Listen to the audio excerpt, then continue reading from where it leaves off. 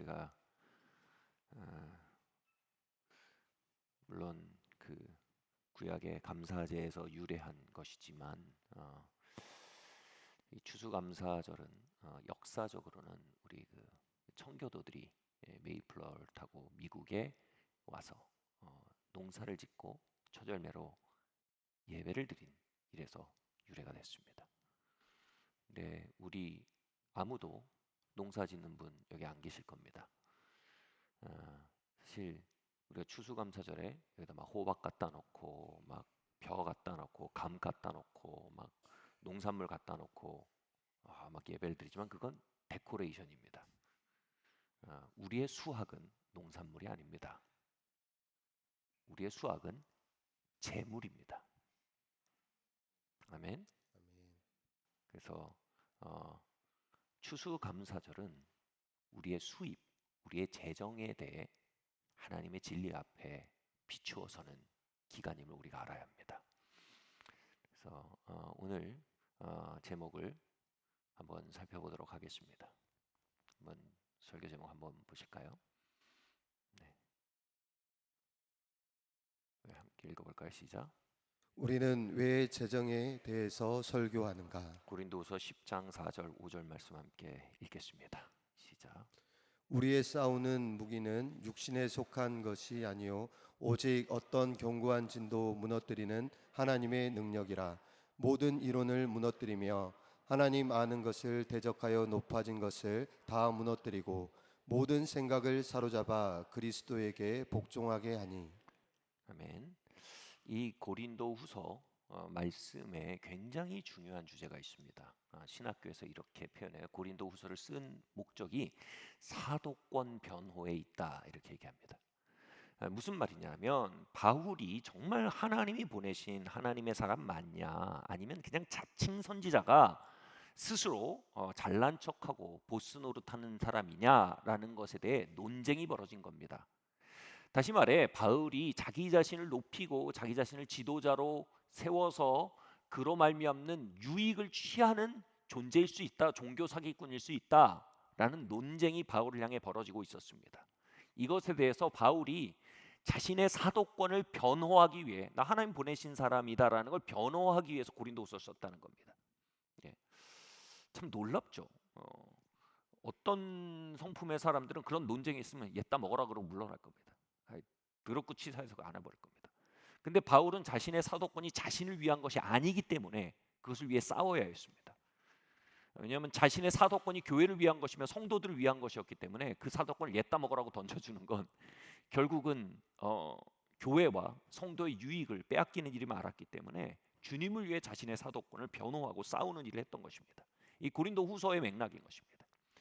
그럼 바울이 자신의 사도권에 대해 도전하고 비판하고 논쟁을 일으킨 사람들의 논지를 이해하고 있었어요. 그 논지가 중요한 논지가 뭐냐면 바로 바울의 연보, 즉 봉헌에 대한 도전들 때문이었기 때문입니다. 바울이 빈번히 그 교회들에게 봉헌에 대해 도전하는 편지와 설교를 행했습니다. 그러니까 시쳇말로 이런 거죠. 왜 자꾸 돈 얘기하냐 이겁니다. 왜 바울이 참사도인데 참사도 일주인데 왜 자꾸 돈 얘기하냐 이렇게 접근하는 겁니다. 프레이밍 하는 거예요. 오해와 억측을 불러일으킨다는 겁니다. 의심스럽다는 겁니다. 그런데 바울이 그 사도권 논쟁을 하는 맥락에서 이 10장을 썼는데 8장 9장의 흐름을 받아서 10장을 썼어요. 8장 9장이 뭐냐면 다시 봉헌에 대해서 얘기합니다. 아니 지금 사도권 논쟁이 가뜩이나 일어나서 가뜩이나 그걸 가지고 싸우는 와중인데 또 그 탐부하거니에 또 봉헌 설교 꽂아 넣는 겁니다. 왜 이러는 겁니까 도대체? 바울은 이것에 대해서 자신이 물러나지 않는 이유를 이제 설명합니다. 이것이 영적 싸움이기 때문이다라고 말합니다. 자신이 재정에 대해 계속해서 설교하는 일은 견고한 진을 무너뜨리는 하나님의 능력을 집행하는 일이다라고 얘기하고 있는 것입니다. 우리가 이 고린도서 10장 견고한 진을 무너뜨리는 하나님의 능력이라는 말을 문맥에서 똑 떼내서 많이 사용하지만 8장 9장의 연장에 쓰여진 것입니다. 다시 말해 8장 9장은 바울이 재정과 봉헌에 대해서 설교하고 선포한 부분입니다. 그 맥락에서 10장이 나오기 때문에 10장은 이렇게 해석될 수 있을 거예요. 내가 봉헌과 재정에 대해서 가르치는 것은 견고한 진을 무너뜨리는 행위이다. 영적인 전쟁이다. 이 견고한 진이 뭐라고 해요? 하나님 아는 것을 대적하여 높아진 거래요. 여기서 아는 것인 건 지식을 말하지 않습니다. 체험적 알을 말합니다. 즉 성도들이 하나님을 체험적으로 아는 일에 있어서 그것을 막아서는 견고한 진들이 있다. 그 견고한 진이 뭐냐 하면 바로 재정에 대한 강박적인 집착과 두려움이다 라고 말하고 있는 것입니다. 재정에 대한 강박적인 사고와 두려움이라는 내적 진지를 가지고 있는 채로는 하나님을 체험적으로 아는 일에 있어서 큰 저해와 장애를 경험하게 되기 때문에 나는 이 일에 대해서 얘기하지 않을 수가 없다.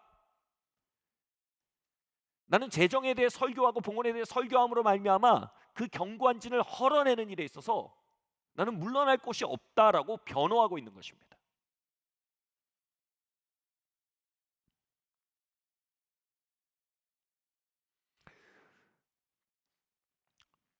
이 재정에 대한 견고한 진, 강박적인 사고 또는 재정에 대한 두려움들, 여러분 이게 없는 사람이 있겠습니까? 그리고 감히 말하건대 여러분 이런 강박적이고 집착하고 두려워하는 사고, 견고한 진이 지금 자본주의가 역사상 가장 극대화되어 있는 이 시기보다 더 큰 때가 있겠습니까? 그렇다면 지금 이 시대에 우리 속에 자리 잡은 그 재정에 대한 견고한 진들은 얼마나 우리의 하나님 체험을 제한하고 있겠습니까? 하나님과 동행을 얼마나 제한하고 있겠습니까? 바울은 그러한 견고한 진이 세워져 있는 당대의 성도들뿐 아니라 이 책을 읽는 후대의 성도들에게까지 8장 9장의 봉헌 초청과 재정 설교를 통해서 이것이 우리 안에 세워져 있는 견고한 진을 허무는 무기라고 선포하고 변호하고 있는 것입니다. 아멘. 90년대 초중반에 저희 가족은 하나님을 귀로 들어 아는 자리에서 하나님을 눈으로 보아 아는 자리로 옮겨가는 경험을 했습니다. 다시 말해 체험적으로 하나님을 아는 일이 90년대 초중반에 급증했습니다. 그리고 그 일은요, 정확하게 우리 안에 있던 만몬의 견고한 진이 드러나고 무너지는 일과 함수관계에 놓여 있었습니다. 저희 가정의 소망은 당시 대기업 임원이었던 저희 아버지의 수입에 있었습니다. 당연히 소망이 하나님께 있는 줄 알았어요. 당연히 하나님 신뢰하는 줄 알았어요. 그런데 막상 하나님께서 저희 아버지를 목회자의 길로 부르시고 대기업 임원의 수입이 끊어지는 상황으로 이어지기 시작할 때 우리가 그것을 얼마나 강박적으로 붙들고 있었으며 얼마나 그것을 의지하고 있었는지가 드러났습니다. 아니 하나님이 부르셔서 목회자가 되신다는데, 그리고 은과 금의 주인이신 하나님이 부르셨다는데 그것이 왜 우리에게 청청병력 같겠습니까? 우리 안에 만몬의 견고한 진이 들어서 있다는 사실이 엑스레이처럼 드러나는 일이었습니다. 집안은 말도 못하게 어두워졌어요. 그 무거움, 그 어두움을 저는 이 단어로밖에 묘사할 수 없어요. 그때는 몰랐지만 지금 돌아보면 이겁니다. 가난에 대한 두려움이었습니다. 만몬의 영은, 우리의 사고 안에 집 짓고 있던 만몬의 영은 저희 가족, 일가족 한 명 한 명에게 협박했습니다. 당시 고등학생이던 저에겐 너는 이제 충분한 교육의 기회를 누리지 못할 거고, 친구들과 같이 놀거나 지낼 때에도 재정적인 격차로 인해 부끄러움을 당할 거라고 협박했습니다. 저희 형들은 대학생이었죠. 각자 들은 소리는 다르겠지만 한 가지 음성, 결국 한 가지 주제예요. 가난에 대한 두려움입니다. 네가 하나님을 따라간다면 너는 결핍 속에 살 것이다. 그러나 저희 아버지는 그때 만몬의 협박에 대해서 끝까지 밀어붙이셨어요. 하나님의 부르심과 그분의 목소리를 따르는 일에 끝까지 밀어붙이고 나아가셨습니다. 결국 그 일을 통해서 저희 가문에 진치고 있던 만몬의 세력이 무너지기 시작했습니다. 이 만몬의 세력이 무너지는 것이 방금 읽은 고린도후서 말씀에서 뭐라고 얘기합니까? 견고한 진이 그리스도 아는 것을, 하나님 아는 것을 대적하여 높아져 있대요. 이 견고한 진이 무너지자 그리스도를, 하나님을 체험적으로 아는 일이 가정에 급진적으로 증가되기 시작했습니다. 저희 삼형제는요, 그 시기에 엇비슷하게 다 성령 세례를 따로따로 경험했습니다. 저희 가족 전부 다가 결국 성령 세례 안으로 들어갔어요. 수년간 우리가 그것을 구했습니다. 하나님이 체험적으로 알기를요, 하나님 확신할 수 있기를요. 그 기도에 대한 응답은 뭐였어요? 하나님 만본의 진을 허는 것이었습니다. 여러 번 이야기했지만 아버지는 목회자의 길을 가신다고 고급 세단을 파셨습니다. 그것은 상식적이고 옳은 일이었습니다. 이제 수입이 줄고 이제 대기업이 아니기 때문에 우린 이 세단을 유지할 수 없다고 파신 겁니다. 대기업 임원에 올려져 있던 삶을 하나님께 드린 겁니다. 그런데 이제 그 자리를 하나님의 공급이 take over 하셨어요. 거기에 개입하셨습니다. 당시 지인이 타시던 우리나라에서 가장 좋은 세단이었어요. 그 세단을 비록 중고였지만 저에게 선물로 주셨습니다. 저는 그 전까지 들어본 적이 없어요. 차를 선물로 준다니요. 장난감은 선물로 받아봤습니다. 뭐 옷을 선물로 받는 거 가능해요. 근데 차를, 그것도 당시에 가장 좋은 세단을 선물로 준다는 일은 상상할 수가 없었습니다. 저희는 아버지의 대기업 임원으로 타던 고급 세단을 내려놓음으로 하나님이 주시는 최고급 세단을 타는 경험을 했습니다. 하나님이 주신 차였어요. 그전엔 저는 차를 탈 때 저희 중산층으로서의 저희 클래스를 경험했습니다. 그러나 이제 차를 탈 때 하나님의 신실하심을 경험합니다. 하나님의 아름다우심을 경험합니다. 은도 내 것이요 금도 내 것이라고 말씀하신 하나님의 주권을 경험합니다. 여러분, 이건 신학이 아닙니다. 체험입니다. 여러분, 이 세대 가운데 우리를 이기고 나아가게 하는 건 여러분 신학이 아닙니다. 체험적인 삶입니다. 여러분, 사단은 거짓말장이었습니다. 만몬의 협박은 거짓이었습니다. 그리고 하나님의 말씀은 진리였습니다. 하나님을 체험적으로 하는 일이 저의 가문에 급증되면서 수십 년간, 10여 년간, 20년간 정체되었던 하나님의 약속과 하나님과의 동행의 역사들이 풀어져 나오기 시작한 것입니다. 여기에 바울이 자신의 사도직을 걸고 얼마나 논쟁이 일어나는지 알면서도 이 봉헌에 대해서 선포하고 변호했던 이유가 있어요. 그것은 이 견고한 진을 헐어내지 않고는, 이 영적 전쟁을 치르지 않고는 참 하나님과의 동행이 제한될 수밖에 없으며, 그것은 귀로 듣는 하나님, 이론적인 하나님에 머물 수밖에 없다는 것을 너무나 잘 알았기 때문입니다. 요즘 말로 바울은 물러날 곳이 없었습니다.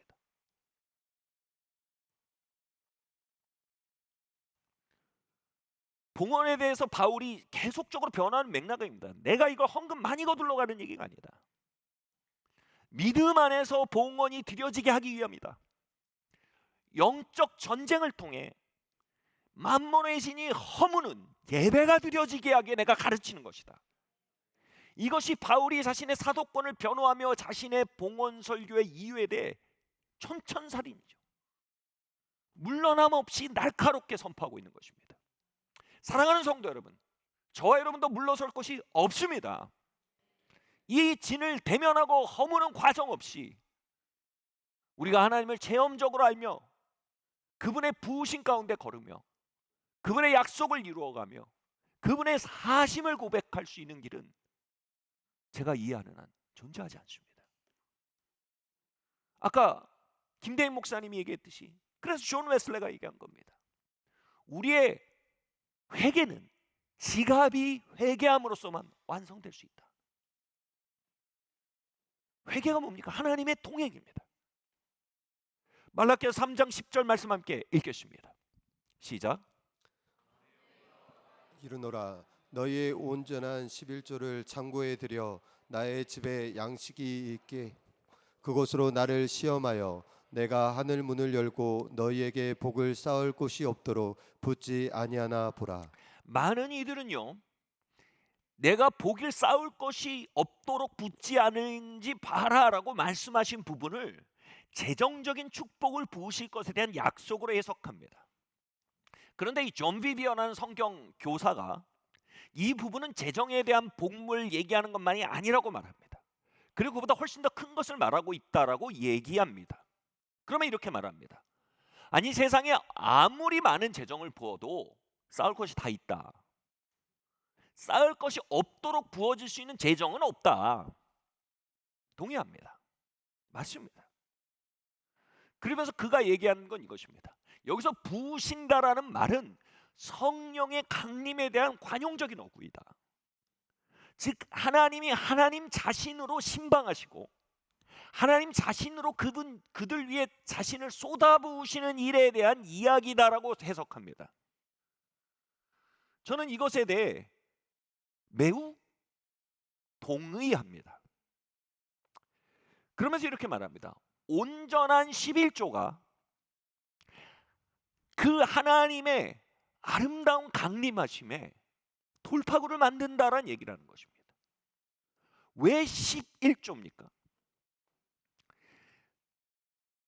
한 재정 전문가는 이렇게 말합니다.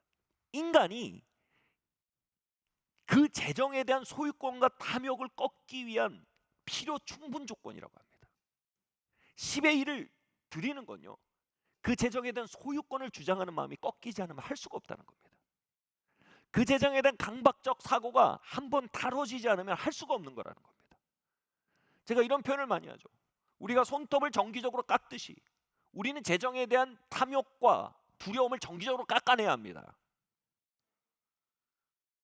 그 손톱과 발톱을 깎는 일처럼 우리가 10의 1을 떼어놓을 때 우리 안에 탐욕이 꺾인다는 거예요. 두려움이 꺾인다는 겁니다.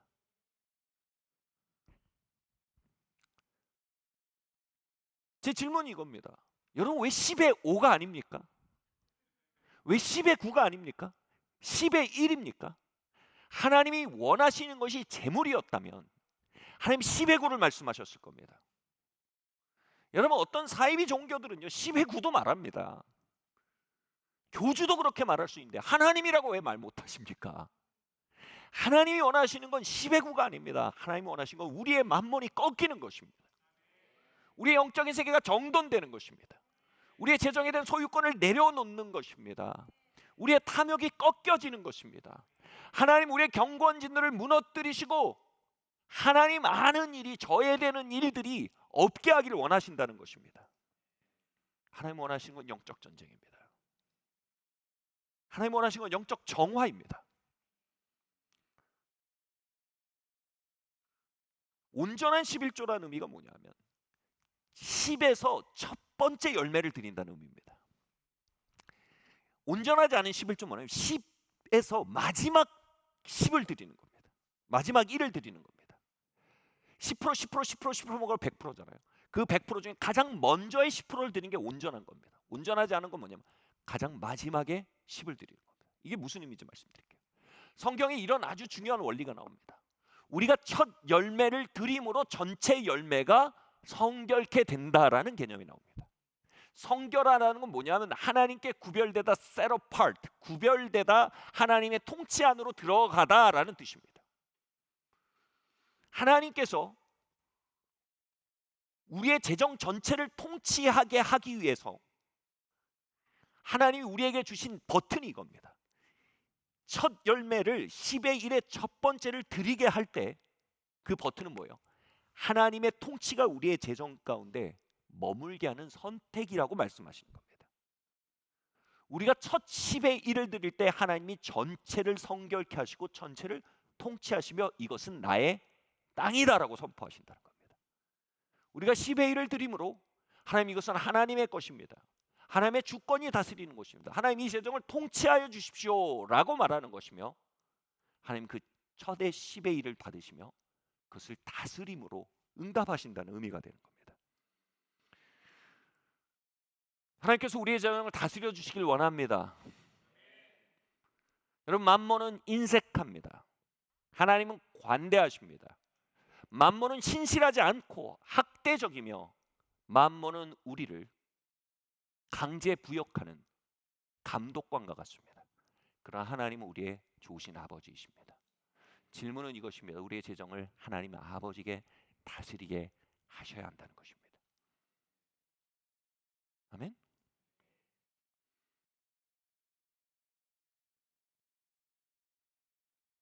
다시 좀비배의 이야기로 돌아와서 이야기하기 원합니다.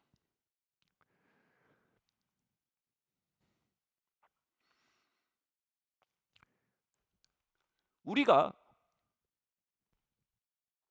우리의 10의 1, 온전한 10의 1을 앞에 것을 드린다는 온전한 거예요. 예를 들면 온전하지 않은 스타일은 뭐예요? 부족하면 못 드리는 거예요. 이건 뭐예요? 10의 마지막이 11조란 뜻이에요. 그 10이 가장 먼저 있다는 11조가 가장 먼저 있다는 뭐예요? 모든 상황 속에서 10의 1을 먼저 떼는 겁니다. 그리고 나머지에서 운영하는 겁니다. 다 운영하고 나머지를 드리는 게 아닙니다. 예. 성경에 우리에게 그렇게 말하고 있어요. 자, 근데 이런 일을 통해서 하나님이 우리에게 강물처럼 하나님의 홍수와 같이 우리에게 강림하실 수 있는 돌파구가 열린다. 이 말은요, 이 일을 통해서 하나님 아는 것을 대적하여 높아진 견고한 진들이 무너지는 일을 만든다라는 얘기가 됩니다. 지난주에 방문하셨던 한 분께서 SNS에 그 체험을 올리셨더라고요. 근데 이제 예배에 방문하셨던 그 체험을 SNS에 쓰셨는데 제가 우연히 알게 됐어요. 근데 이런 이야기들이 있더라고요. 아, 찬양 시간에 그 열정적인 예배와 찬양 인도와 찬양팀의 정말 놀라운 성령 충만한 예배 인도와 그리고 말씀 시간에 정말 그 영혼을 하나님께로 이끄는 그 강렬한 불꽃이 있고 그래서 너무나 놀라운 경험이었다고 감사하게 그렇게 써주셨더라고요. 근데 그러면서 제가 정말 인상 깊었던 겁니다. 그런데 그곳에서 간증 시간에 성도들이 어떻게 하나님께 드려왔는지에 대한 간증들이 있었다는 거예요. 그리고 예배가 끝났더니 또 결혼했던 커플이 또 감사하다고 떡을 막 나눠주고 있었다는 거예요. 이것이 그 하나님께 기꺼이 내어드리는 그 문화, 그 영적 기후가 하나님의 부으심에 이렇게 뭐라 할까요? 아주 중요한 돌파구인 것처럼 경험되었다고 제가 해석하자면 그렇게 쓰신 거예요. 여러분, 단순히 여러분 이 공동체에 하나님의 부으심과 하나님과의 동행과 하나님 체험이 여러분 설교자의 은사와 영성에만 달려 있다면 여러분 좀 이상하지 않겠습니까? 여러분, 우리의 예배 체험과 예배의 깊이가 단순히 찬양 인도자의 은사와 영성에만 달려 있다면 그 또한 이상하지 않겠습니까? 그런데 여러분, 우리 공동체 안에 우리 각자에는 만번이 허물어지고, 아멘. 온전한 하나님의 주권에 대한 고백이 때를 쫓아 이루어지고, 그것을 통해서 만몬이 그들의 주인 될 수 없은 만몬 스스로 알고 물러나기 시작하고, 하나님이 그러할 때 내가 너 위에 쌓을 것이 없도록 쏟아붓지 아니하나 보나 라는 약속의 응답으로 하나님께서 하나님의 영을 쏟아부으시는 일이 계속되고 있다면요, 여러분, 이것은요 고린도후서의 말씀과 말라기의 말씀과 일치하는 해석일 거라고 저는 믿습니다. 아멘. 우리가 정기적으로 우리의 영적인 차원에 있는 이 만몬의 진을 허무는 일을 계속하는 것은요, 우리에게 끊임없이 강림하시고 쌓을 것이 없도록 쏟아부으시는 하나님의 임재와 간증들과 돌파의 이야기들과 치유와 회복의 이야기들에 아주 중요한 요인이 되고 있다는 것을 저는 매우 성경적인 해석이라고 생각을 합니다. 우리는 드림을 통해 무엇을 하고 있습니까? 드림을 통해 우리는 하늘문을 열고 있는 것입니다. 이 세대의 가장 큰 우상인 만몬의 짐을 허물고 있는 것입니다. 우리의 가장 큰 영적 도전인 탐심의 영과 두려움의 영을 무너뜨리고 나아가고 있는 것입니다. 하나님 대적하여 높아진 그 경관지들을 무너뜨리고 나아갈 때 마치 90년대 초중반에 하나님 체험과 하나님의 회복과 하나님의 인도하심들이 급증하였던 저의 가정의 영적 기후처럼 여러분 가문의 영적 기후와 이 교회의 영적 기후가 점점점 깊고 넓고 강하게 바뀌어 간다는 것을 여러분 그려보신다면 그것은 단순한 공상은 절대 아닐 것입니다. 하나님의 약속에 기초한 비전이요, 하나님의 약속에 기초한 소망일 것이라고 믿습니다.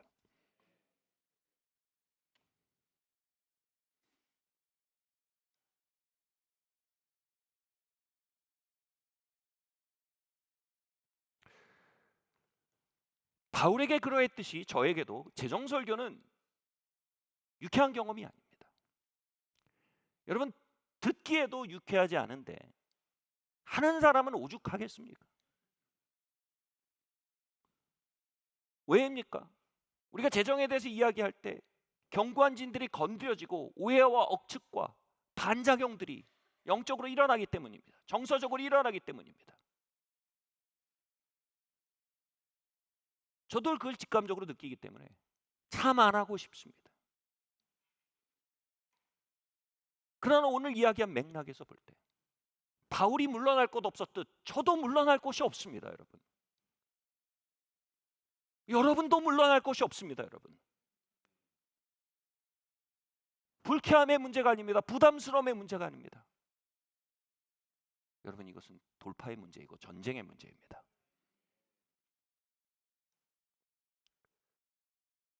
지나가는 얘기지만 작년 추수감사절 이틀 전 리발 미팅, 바로 1년 전이죠. 리발 미팅 설교를 했던 게 생각이 났어요. 그걸 준비를 하는데 제가 7시 40분경에 준비를 하다 구토를 했어요. 제가 그렇게 정서적으로 연약해서 아무 때나 구토 증세가 일어나고 그러진 않습니다. 극도의 압박을 어떤 그 충돌감을 느낄 때 구토를 1년에 제 인생에 몇 번 했는데 구토를 하면서 제가 숨이 답답하고 구토가 올라오는 거예요. 그래서 기도해 주신 분들을 불러서 저랑 같이 기도하도록 부탁했어요.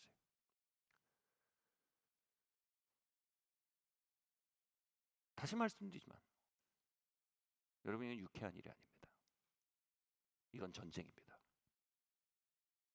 다시 말씀드리지만 저와 여러분 물러날 곳이 없습니다. 우리는 온전한 제사를 올려드리란 성경에 가득한 초청과 가르침을 이런저런 심리적 이유, 이런저런 부담스러움, 오만 가지 생각으로 인해 회피해 가기엔, 여러분, 그러기엔 하나님 너무 크시고 하나님 우리에게 가져오실 간증들은 너무나 크며 하나님 우리에게 열어가실, 우리에게 써가실 하나님의 이야기들은 너무나 아름답습니다. 그리고 진정한 부요함은 그 하나님의 부어지심 위에 있다는 것을 우리는 압니다. 아멘. 그렇게 우리의 쌓을 곳이 없도록 부어지는 하나님의 임재, 하나님의 역사를 사모하는, 견고한 진을 허무는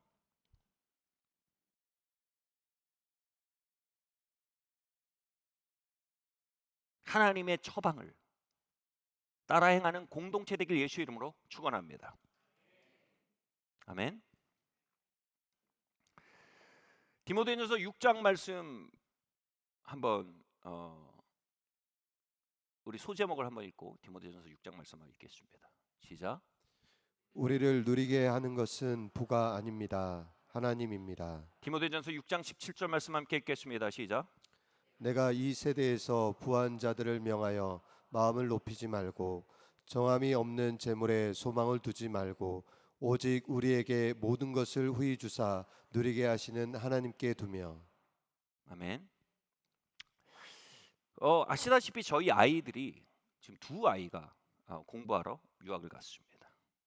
아이들이 미국에 보내기 전에 제 마음에 계산이 있었습니다. 하나님의 은혜로 제가 운영하고 있던 자산이 있었습니다. 이 자산이 이렇게 움직이고 이렇게 움직이면 아이들의 학비를 커버할 수 있겠구나. 그런데 아이들이 입시를 준비할 쯤에 저희 육적으로 예번성의 기처럼 불길한 일이 벌어지기 시작했어요. 성전 매입이 급진전됐습니다. 불길하지 않았죠. 소망찬 일이었죠. 영적으로 볼 때. 아이들이 합격하기 직전에 잔금을 치르게 됐습니다. 제가 이것을 이렇게 운영하고 저렇게 운영하면 아이들 학비가 충당되겠다라고 생각한 계획이 있었는데 그것을 고스란히 성전 매입에 심는 상황이 됐습니다. 부분적으로 왕의 대로라는 시스템을 아시는 분들은 제가 기껏하게 말씀드리지만 부분적으로는 성전 매입 봉헌으로 심게 되었습니다.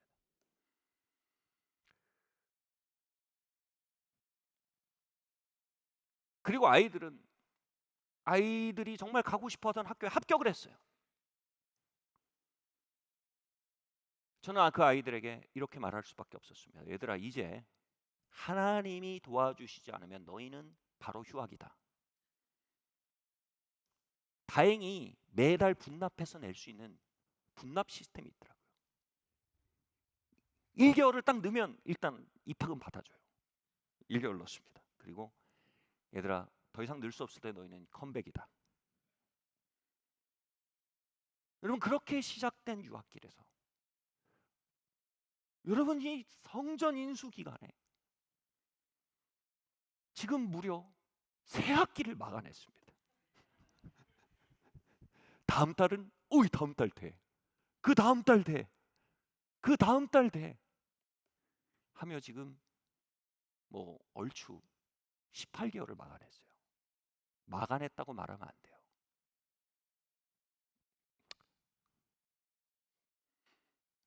하나님이 한 해, 한 달, 한 달을, 한 학기, 한 학기를 채워주셨습니다. 하나님의 공급하심이었습니다.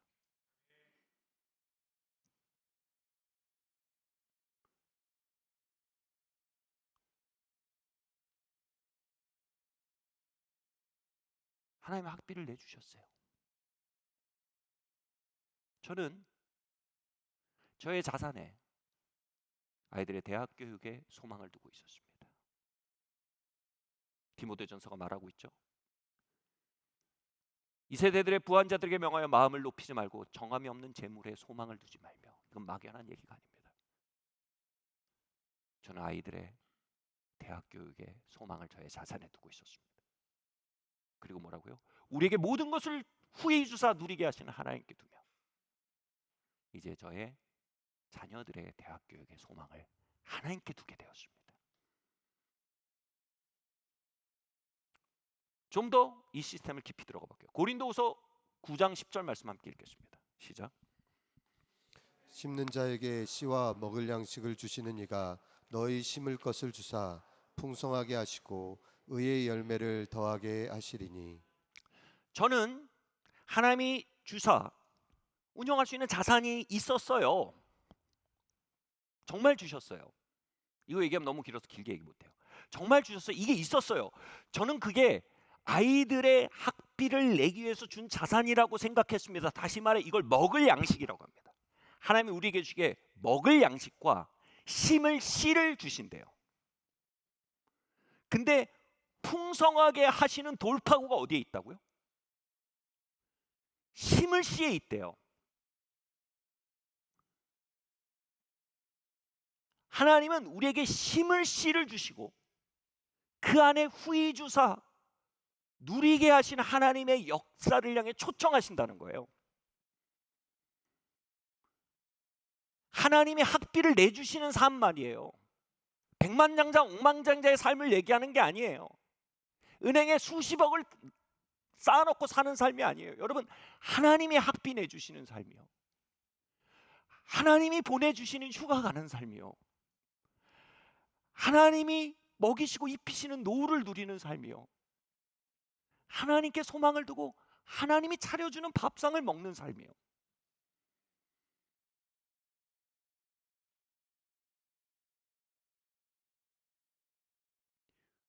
그 하나님의 공급자 되시는 삶을 향한 돌파구로서 하나님 뭘 주신다고요? 다시 말해 심을 것을 주신다는 겁니다. 저에게 그 일부 자산은요,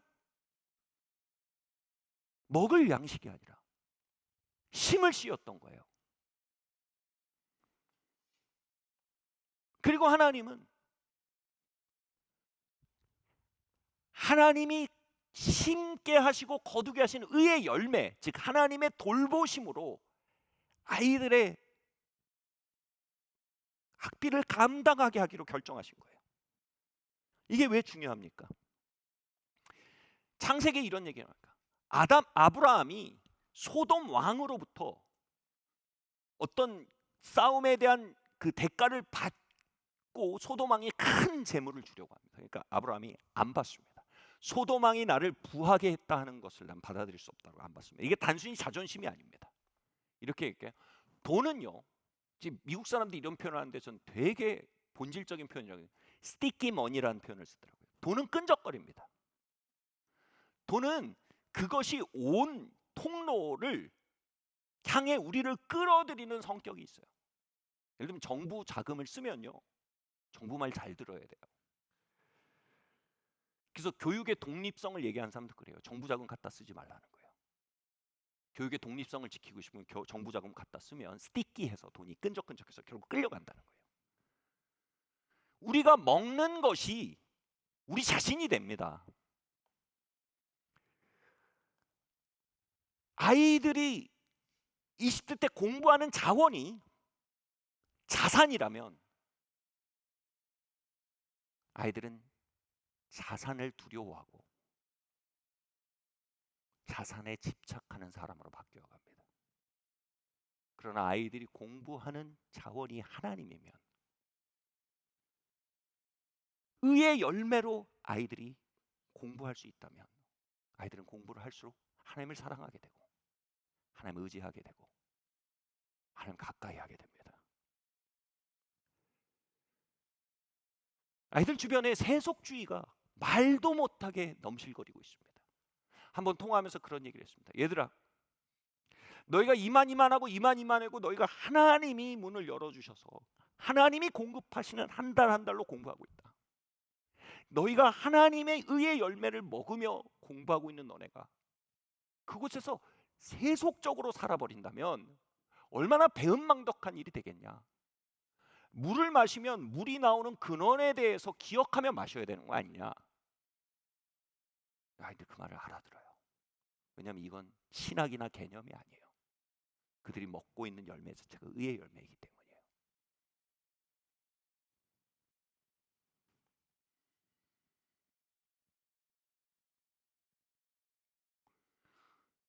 저는 하나님이 시켜주시는 공부라서 너무 감사해요. 그렇게 살수록 하나님 더 사랑하고 하나님 더 알고 하나님 더 체험하고 하나님 더 닮아갈 수 있는 문이 열릴 수밖에 없어요. 아까 말씀드렸던 저는 제 자산으로 휴가 가는 삶을 꿈꾸기보다 하나님이 보내주시는 휴가 가고 싶어요.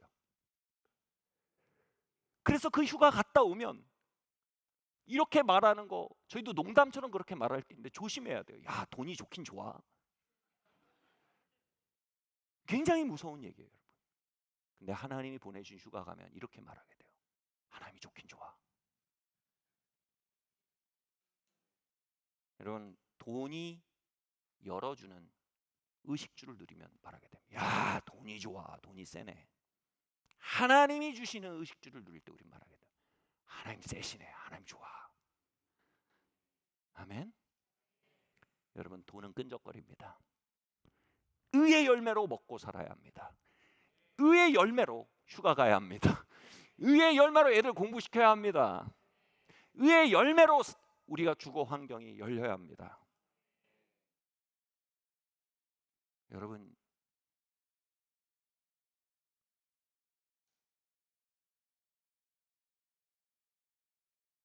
그 삶 속에서는요, 후이주게 누리게 하시는 하나님을 알아갈수록 하나님과 더 친밀해집니다.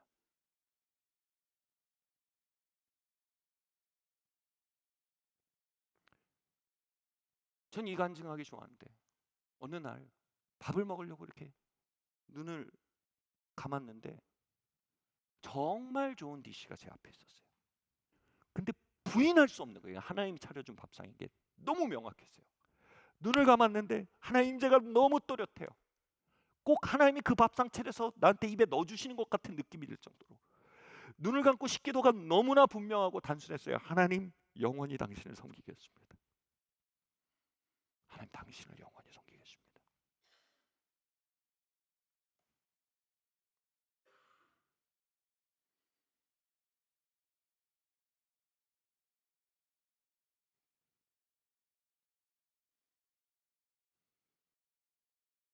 사랑하는 성도 여러분,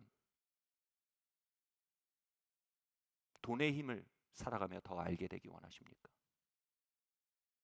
돈이 얼마나 무서운지 살면서 더 알아가기 원하십니까? 아니면 하나님이 얼마나 좋은 분인지, 하나님이 얼마나 신실하신지, 하나님이 얼마나 성실하신지 살아갈수록 알아가시기 원하십니까?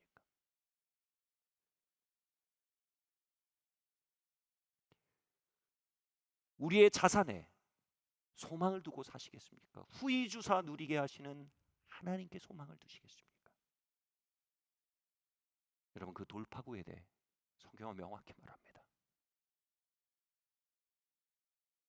의의 열매를 풍성하게 하나님 뭐라고요? 우리에게 힘을 씨를 주신 하나님이라는 겁니다. 아멘. 한 번은 최근 들어 다둥이 아빠가 되어가는 한 가장과 이야기했습니다. 너무 아이가 이쁘죠. 근데 이 가장의 저희 심리적인 느낌일 수 있겠지만 이 가장의 무거워지는 어깨가 저는 보이는 것 같더라고요. 다둥이 아빠 모양은 좋지만 현실은 이걸 부양해야 되잖아요. 제가 그렇게 얘기가 나오는 거예요. 하나님은 아이를 주실 때 그 아이를 키울 재물 얻은 능까지 같이 보내주십니다라고 말했어요. 아이 둘을 주시면 둘 키울 능력을 주시고 셋을 주시면 셋 키울 재물 얻을 능을 주신다. 그런데 제가 이렇게 말했어요. 하나님이 주시는 재물 얻을 능을 배워가야 합니다. 그래서 사용하는 법을 알아야 합니다. 그것은 우리가 그저 빡세게 일해서 더 많이 모아야 한다는 자연적인 공식과는 좀 다른 공식이 있습니다. 하나님의 플로우, 하나님의 흐름을 타는 법을 배워야 합니다. 저는 그 하나님의 플로우를 타서 세 딸을 키웠습니다. 하나님의 플로우 안에서 하나님이 보내주시는 휴가 가고, 하나님 플로우 안에서 하나님의 아이들 시켜주시는 공부시키고 대학까지 보내놨습니다. 그 가장으로서 하나님의 플로우를 타는 법을 배우셔야 합니다. 이렇게 얘기했습니다. 여러분, 그 하나님의 플로우가 뭘까요? 바로 신고 거둠의 흐름입니다. 하나님께 후히 주사 누리게 하신 하나님께 소망을 둔다는 말은요, 철학적인 얘기가 아닙니다. 바로 신고 거둠 안에 우리를 초청하시는 하나님의 초청장입니다. 만몬의 플로우는요, 움켜쥐고 집착하는 플로우입니다. 하나님의 플로우는 심고 거둠의 플로우입니다. 어느 영화 보니까 누가 그러더라고요. 엄마가 독실한 크리스찬이에요. 아들이 권투선 때 열심히 해가지고 막 큰 불을 일었어요. 그래서 밥을 같이 먹는데 엄마가 그래요.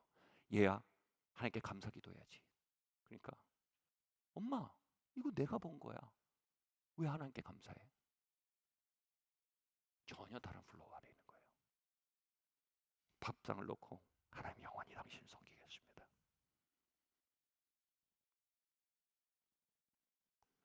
여러분, 하나님이 차려주시는 밥상, 하나님이 채워주시는 삶, 하나님이 이끄시는 삶, 그 안으로 초청하신 하나님 음성 들으시 예수 이름으로 축원합니다. 하나님의 흐름을 타고 사는 삶, 그 아름다운 모험 안에 여러분 모두를 축복합니다. 고린도서 9장 말씀 함께 읽겠습니다. 7절 8절 말씀 함께 읽겠습니다. 시작. 각각 그 마음에 정한 대로 할 것이요 인색함으로나 억지로 하지 말지니 하나님은 즐겨내는 자를 사랑하시느니라.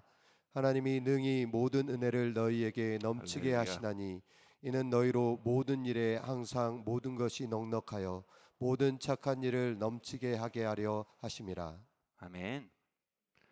여러분, 여기서 신고 거둠의 플로우 안에 산다는 말을 좀 더 구체적으로 말하면 은혜의 강물을 따라 산다라고 바울이 얘기하고 있어요. 은혜를 넘치게 하다라는 표현은 뭐냐면 강에 댐이 있는데 그 댐을 타고 넘쳐 흐르는 강물의 모습을 연상시키는 것입니다. 은혜를 따라 심는 것입니다. 그러면 은혜를 따라 거두게 된다는 거예요. 여기에 있어서 주의사항을 이렇게 합니다. 억지로 하거나 부득이함으로 하지 말라는 겁니다. 억지로 하는 것은 뭐냐면 은혜의 흐름이 없어요. 근데 압력을 받아서 하는 겁니다. 막 앞에서 경매장에서 막 압박하는 것처럼 얘기합니다. 자, 얼마 없어요, 얼마 없어요. 그럼 막 손을 꼭 들어야 될 것 같아요. 안 하면 큰일 날 것 같아요. 막 그런 분위기 속에서 압박을 느낍니다. 그렇게 하지 말라는 겁니다. 그건 하나님의 방법도 아니고 하나님의 은혜의 흐름도 아닙니다. 은혜를 따라한다는 건 그런 게 아닙니다. 저는 헌금 내역을 보지 않습니다. 헌금 내역 주보에 싫지도 않습니다. 그런 것은 압박하는 분위기를 만듭니다. 이건 바른 봉헌이 아닙니다. 은혜를 따라 드리는 봉헌이 아닙니다. 하나님은 그런 분이 아니세요. 물론 뭐 그걸 주보에 싣거나 보는 게 다 잘못됐다는 거 아닙니다. 근데 저는 그렇게 하면 제가 청결이 안 지켜지더라고요. 그리고 많은 분들이 도전을 받으실 것 같아요. 그래서 아닌 것 같아요. 그건 저희 판단이에요. 그건 문화에 따라 다를 수 있다고 봐요. 그런데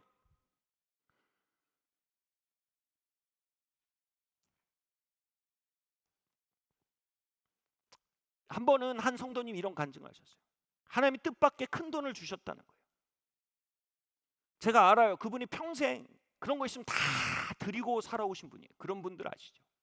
있는 대로 그냥 다 드리는 분이에요. 정말 귀한 삶입니다. 그런데 여러분, 성경에 뭐라고 되어 있습니까? 하나님이 심을 씨만 주신대요. 그 주신 거 다 심으라 그러십니까? 먹을 양식도 주신대요. 다시 말해 나와 나의 가족을 축복하기 위해서 주시는 양식도 있다는 겁니다. 그러니까 하나의 은혜의 흐름은 다 드려라 이렇게 흐르지 않아요. 어떤 건 야, 이거 좀 너희 가족 축복해라. 좋은 시간 가져라. 이렇게 흐르기도 해요. 근데 기도하는데 처음으로 그런 마음이 들었대요. 아, 이걸로 내가 좀 좋은 옷을 해보이겠다. 그래서 아주 평생 처음으로 좋은 옷을 해서 입으셨대요. 근데 그게 너무나 치유가 되고 하나님의 성품에 대해서 전혀 다른 경험을 하게 된 거예요. 그리고 그걸 간증을 하셨어요. 근데 그 간증에 은혜 흐름이 다 느껴져요. 다 알아요. 사람들이 막 박수를 쳤어요. 저도 올라와서 잘하셨다고 그랬어요. 여러분, 중요한 건요, 무조건 다 드리는 거 아닙니다. 이거 부득이함으로 드리는 겁니다. 압박받는 겁니다. 강박적으로 하는 겁니다. 여러분, 그런 거는 아닙니다. 하나님의 은혜의 강물이 드리게 하실 때가 있습니다. 야, 이건 힘을 씨야. 소망을 주십니다. 담대함을 주십니다. 아까 우리 성도님 간증에 나오잖아요.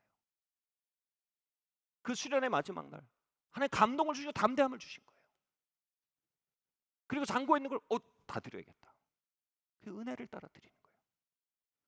그럼 그 간증 듣고 나도 잔고에 있는 거 다 드려야지. 그럼 20배가 터지겠다. 이게 사행심리예요. 동원은 여러분 갬블링이 아니에요. 거룩한 갬블링이 아니에요. 하나님과의 동행이에요. 아멘. 왜 우리가 이 이야기를 미리 합니까? 당일날 막 골라 이런 분위기 안 만들고요. 집에 와서 기도하시라는 거예요. 하나님 음성 들으시라는 거예요. 하나님 임재 앞에 여러분의 추수를 내어놓으라는 거예요. 하나님 후이주사 누리게 하신 하나님께 소망을 두며 심게 하실 심을 씨가 뭡니까? 하나님 뭐는 우리가 먹고 즐기고 입게 하시고 우리 아내 선물도 사주고 우리 아이들 장난감도 사줄 돈입니까? 하나님께 내어놓으라는 거예요. 하나님의 주권을 고백하는 건 무소유가 아니에요. 하나님의 주권을 고백하는 건 우리의 재정 가운데 있는 하나님의 음성을 경청하는 거예요. 청직이에요. 아멘. 하나님 여러분 먹으라고 주신 씨, 먹으라고 주신 양식 심지 마세요.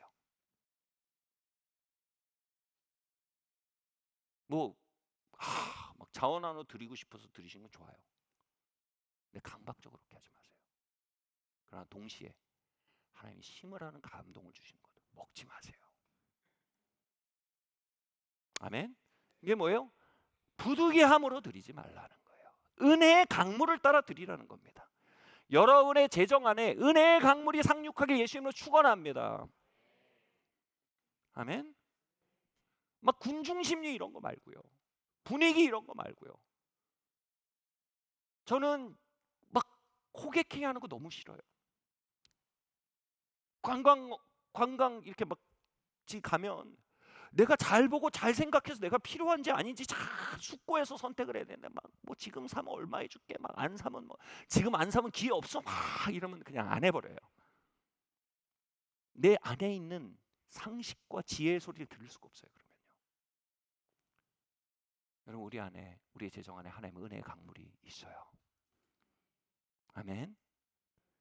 고역 가운데 그 은혜의 강물의 흐름을 묵상하세요. 하나님 드리게 하세요. 두려워하지 마세요. 하나님 드리게 하시는 거 아니세요? 이거 내가 안 드리면 우리 셀리더가 알지 않을까? 몰라요. 헌금 내역 주보에 안 올려요. 하나님 앞에 하세요. 아멘.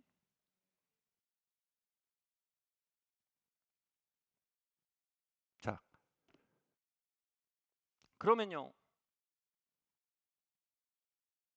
인색함은 또 뭘까요? 인색함은요.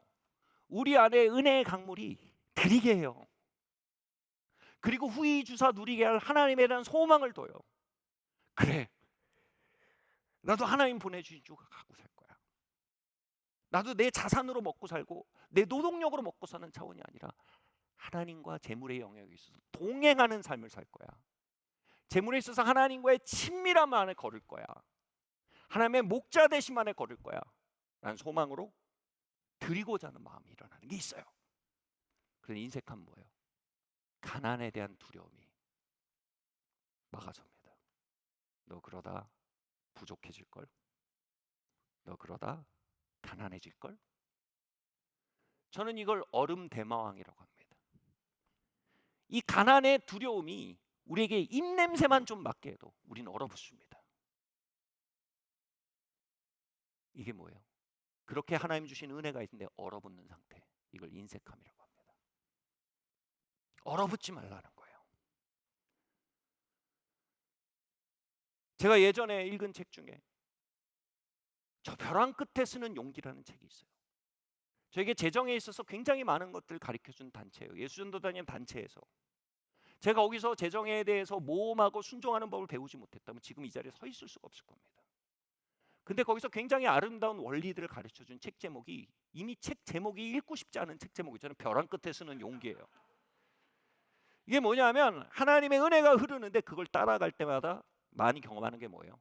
부족에 대한 두려움이 얼음 대왕에 얼어붙게 한다는 겁니다. 그 두려움을 맞서서 벼랑 끝까지 가는 용기, 이걸 재정에 있어서의 순종 생활이라고 표현한 겁니다. 실제로 책 앞에 보면 이렇게 벼랑 끝에 한 사람이 서 있어요.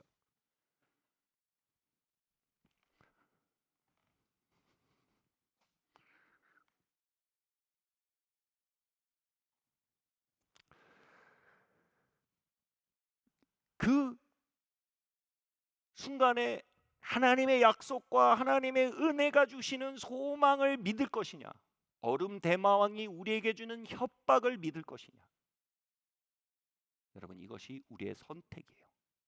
하나님이 주시는 은혜의 소망을 믿는 것을 관대함이라고 해요. 얼음 대왕이 우리에게 가져오는 공포를 믿는 것을 인색함이라고 합니다. 저의 아주 작은 예입니다. 제가 당시 동서울 살고 있었는데 서울 반대편에 있는 곳에 집회를 가게 됐어요. 대학교 때 이 재정에 있어서 벼랑 끝에 서는 용기를 점점 배워가고 있을 때였어요. 집회가 다 끝나가는데 봉헌 시간이 있는데, 제가 봉헌에 대해서 굉장히 인본주의적으로 생각하던 사람이었거든요. 그러다가 그 단체를 만나고 너무 많은 기적들과 너무 많은 하나님의 역사를 보면서 신구 거둠 안에 있는 하나님의 진리를 경험하게 됐고, 정말 이것 없이 내가 하나님을 섬기고 하나님과 동행할 수 있는지 그 필연성에 대해서 깨닫게 됐어요. 얘기하고 싶은 게 뭐냐면, 그러던 중에 집회에 갔는데 집회에서 이런 마음이 도는 거예요. 아, 오늘 내가 내 지갑에 있는 걸 모두 다 드리고 싶다.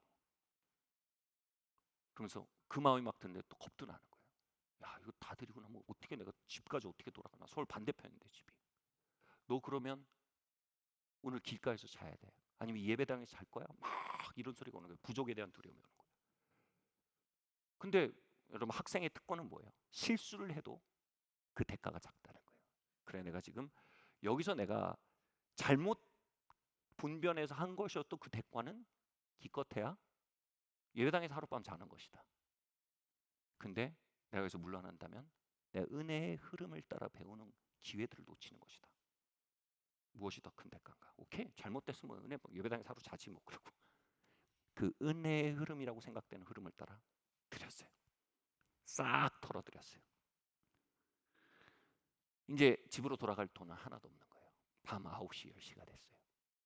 근데 돌아서서 오는데 제가 정말 제 눈을 의심했어요. 제가 오랫동안 관계가 깨어진 친구가 있었어요.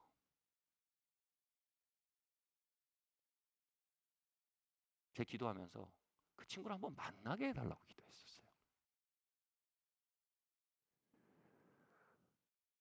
만날 소망이 없었어요.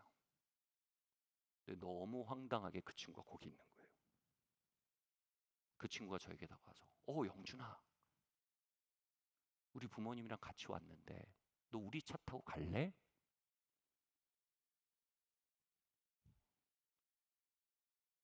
그 차를 타게 됐어요. 제가 돈이 있었으면 안 탔을지도 몰라요. 관계가 이렇게 됐기 때문에. 예, 다. 근데 그 차를 타고 가는데 그 차에서 우회적으로, 아주 우회적으로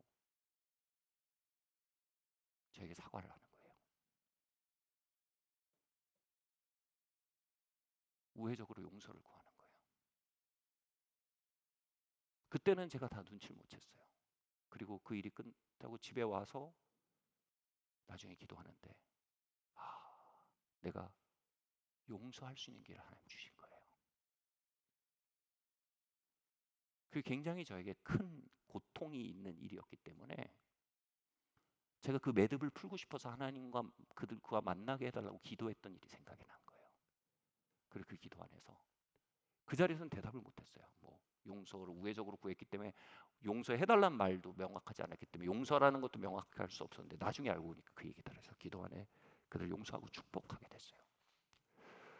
그 기회가 없었다면 제 삶에 큰 묶임이 있었을 뻔했어요.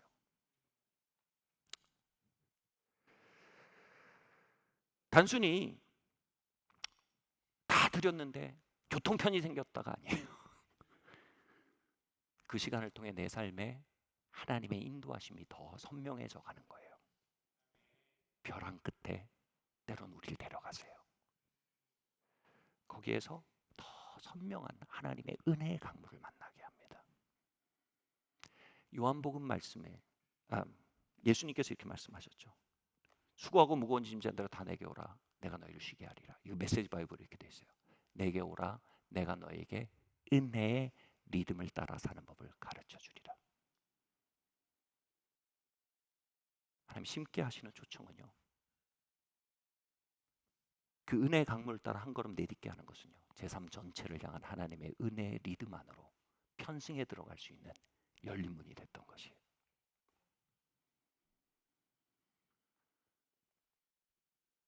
그 시간들 이후로 지금까지 어쩌면 사이즈가 점점 몸의 사이즈는 커져가며 계속적으로 은혜의 강물을 따라 얼음 대망을 맞서는 경험들을 해갑니다. 그리고 얼음 대망은 언제나 은혜의 강물 안에 녹아내리고 부서지는 일들을 보았습니다. 어떤 거는 그 얼음 대왕이 무너지는데 5년이 6년이 걸리기도 합니다. 인내가 필요하기도 합니다. 어떤 경우는 정말 드라마틱하게 그러니까 우리 성도님 간증처럼 하루아침에 다음 날 얼음 대왕이 무너지기도 합니다. 그러나 원리는 하나입니다. 하나님 우리에게 오늘도 은혜의 강물을 보내십니다. 아멘. 그리고 은혜의 강물을 따라 흐르게 하시고 얼음 대망의 협박을 맞서걷게 하십니다. 때론 벼랑 앞에 서게 하십니다. 거기에서 아까 말대로 5년을 서 있기도 합니다. 어떤 경우는 하루 만에 길이 생기기도 합니다. 확실한 거 뭡니까? 우리는 새로운 재정의 패턴을 배워가는 자들입니다. 아멘.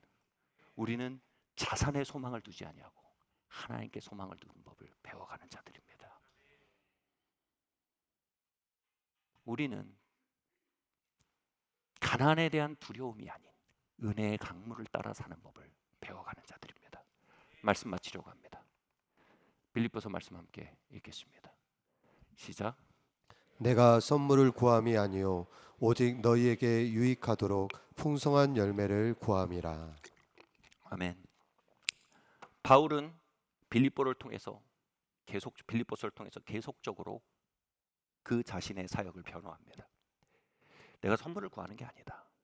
너에게 유익하도록 풍성한 열매를 구하는 것이다. 사랑하는 성도 여러분, 우리가 왜 봉헌 설교를 합니까? 그것은 만몬을 무너뜨리기 위해서입니다. 후히 주사 누리게 하시는 하나님께 소망을 두는 삶을 배워가게 하기 위해서입니다. 하나님이 사주시고 하나님이 베푸시고 하나님이 채우시는 것을 통해 사는 법을 배워가기 위해서입니다. 누리면 누릴수록 돈이 참 좋아 라고 말하는 자가 아니라 누리면 누릴수록 하나님 참 신실하셔, 하나님 참 목자 되셔, 하나님이 진짜 주인이셔 라고 말하는 삶을 가르쳐가기 위해서입니다. 재정적 자유는 50억을 비축한 파이어족들에게 있지 않습니다. 재정적 자유는 은혜의 리듬을 배워가며 하나님의 사심을 체험해가는 자들에게 있습니다. 만몬을 무너뜨리고 우리에게 한없이 임하기 원하시는 체험적 하나님 위에 걷도록 저와 여러분을 부르시는 하나님의 초청. 이 자본주의 시대 안에 우린 그 초청을 떠나 설 곳이 없습니다. 우린 그 초청을 따라 때론 벼랑 끝에 서서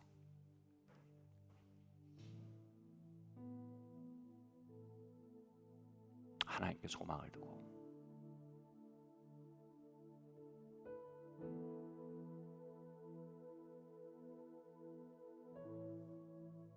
쌓을 곳이 없도록 강림하시는 하나님의 임재와 하나님의 실제를 누리며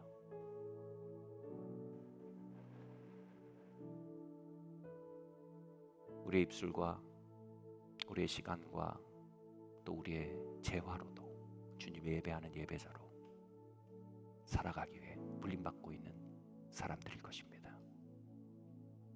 아멘. 우리 자리에서 함께 일어나겠습니다.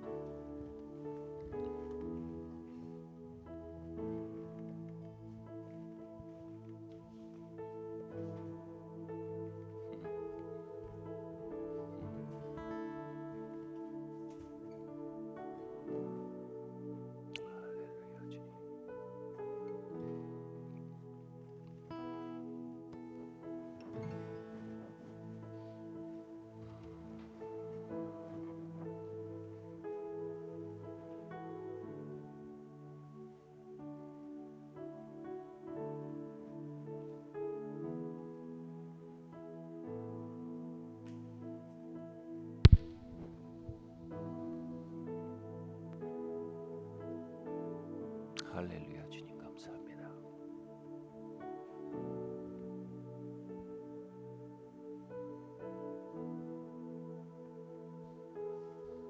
하나님, 우리의 삶에 은혜의 강물로 신방하여 주시길 원합니다. 하나님, 이 자본주의의 리듬이 아닌 은혜의 리듬을 배워가기 원합니다. 때론 벼랑 끝에 서는 용기를 통해 하나님을 체험해 가기 원합니다. 때론 벼랑 끝으로 발을 내어딛는데 그것에서 나의 발을 받아주시는 살아계신 하나님을 만나기 원합니다.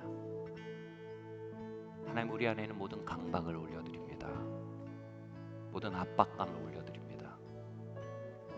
부득이한 마음들을 올려드립니다. 동시에 하나님, 우리 안에 있는 모든 두려움도 올려드립니다. 은혜의 주님, 우리의 왕이 되어 주시옵소서. 우리 함께 이 시간 기도하고 나가겠습니다. 할렐루야. 주님, 이 시간 기도합니다. 우리 함께 기도하시겠습니다. 할렐루야. 주님.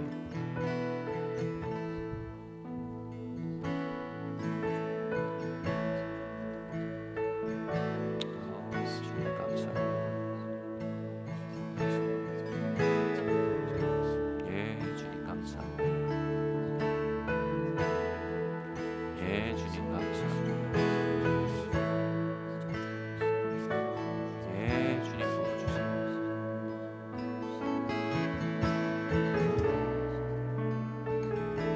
예, 주님 역사해 주시기 원합니다.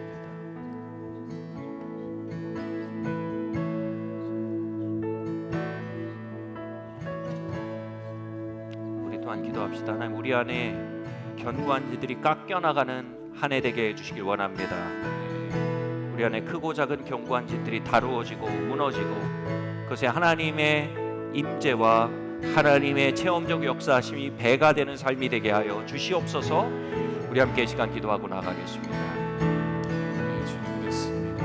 주님, 우리 당신의 공공을 맺는 당신의 주권 모든 주님 마음을 주님 깎아주시고 당신의 주권에 할렐루야. 주님 아버지 하나님 도와주시고 주님 당신의 도와주시기 원합니다. 주님, 주님 우리의 생각과 마음을 주관하여 주시고 주님 운행하여 주시기 원합니다. 오, 주님 아버지 하나님 역사하여 주시옵소서. 오, 주님 아버지 하나님 우리 가운데 역사하여 주시기 원합니다. 주님 기름 부어주시고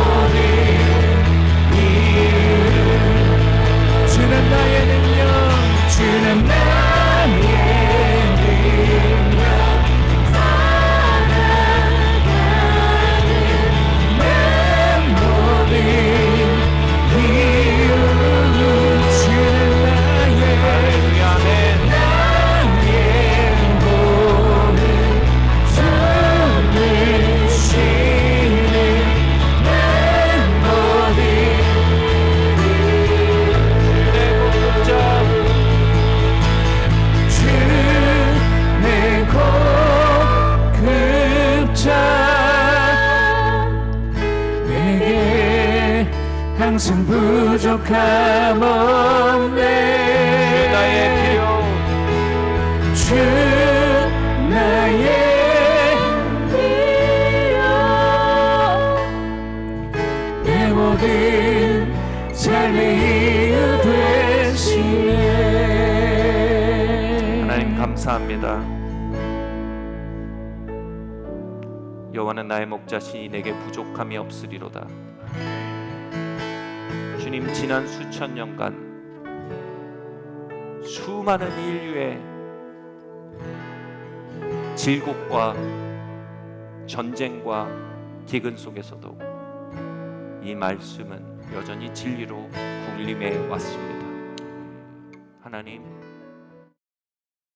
21세기를 사는 고도 자본주의 사회를 사는 이 시대에도 여호와는 나의 목자이시니 내게 부족함이 없으리로다. 주님이 우리의 인도자가 되시며 주님의 은혜의 흐름을 따라 사는 것이 우리의 삶의 원리가 되며 주님의 은혜의 리듬이 우리의 삶의 새로운 라이프 스타일이 되는 새로운 재정 운영 방식과 주님의 주권을 우리의 재정 위에 공급하는 그 놀라운 하늘의 삶으로 우리를 가르쳐 가시기를 기도합니다.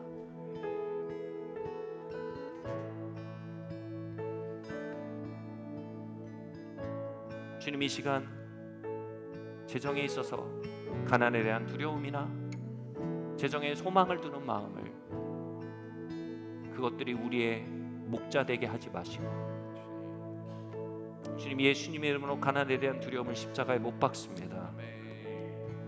재물의 기초에 삶의 소망을 두는 것을 십자가에 못 박습니다. 주의 목자 되심 안에 우리의 소망을 두기로 결정하며 주님의 인도하심 안에 우리가 우리의 기쁨을 두기로 결정합니다. 주님, 우리의 삶을 다스리던 얼음 대마왕의 그 얼어붙게 하는 그 호흡으로부터 주님, 우리가 이겨나갈 수 있는 성령의 불과 믿음을 항상 공급하여 주시기를 기도합니다.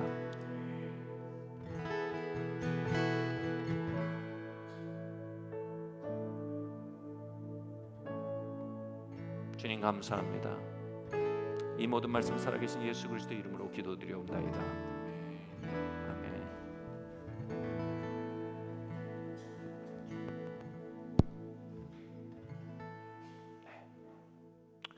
네, 감사합니다. 모든 예배 마쳤습니다. 안녕히 돌아가십시오.